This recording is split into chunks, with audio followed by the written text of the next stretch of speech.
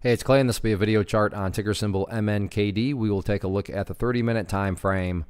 Real quick, what do I mean by 30-minute in case maybe you're new to charts? Instead of each one of these candlesticks here representing 1 day's worth of price action, which is what you would normally see, each one represents 30 minutes. So while this here may look like several days worth of time, it's actually today's price action broken down into 30-minute time slices.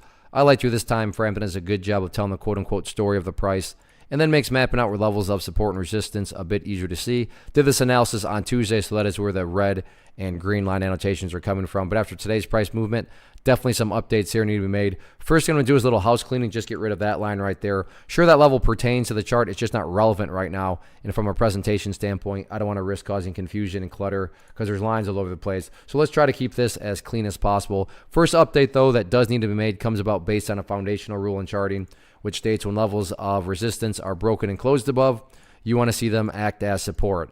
And $1.80 here, like I said, was the level of resistance going into today, but now that the price is above it, you would want to see it act as support. And that's actually already played out very nicely. You can see right there, great example of what we would call a back test, and it has indeed held strong. Now, with all that being said, don't get me wrong, I'm not saying that if the price falls below $1.80, then that implies the entire chart is destroyed or ruined or anything like that. But yeah, if the price could manage to stay up above that area, that would definitely be a huge sign of power.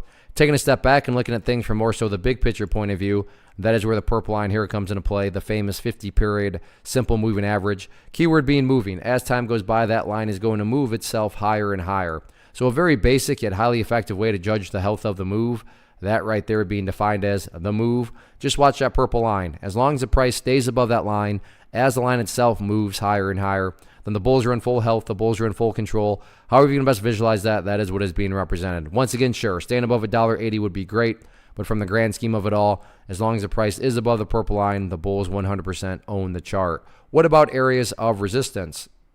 As far as where the sellers are residing, nothing fancy here other than the fact that the party finally stopped today at $1.94. So $1.94 will be public enemy number one going into Thursday. At the end of the day, though, resistance levels really don't matter. Why do I say that? Well, what matters is what the chart has already been doing.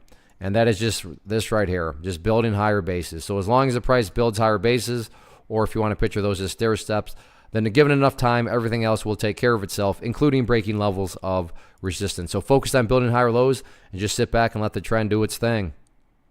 One of the biggest questions that I get is, hey Clay, how do you find the stocks that you trade? So what I've done is put together a free resource guide where I talk about the tools that I use to locate stocks that I find interesting and think may have potential. So if that sounds like something that could add value to you as a trader, then click on the image that is up on the screen right now and I will email you the guide. The guide itself is very short and to the point, and best part, it's completely free. Thanks for watching the video. Let me know if you have any questions.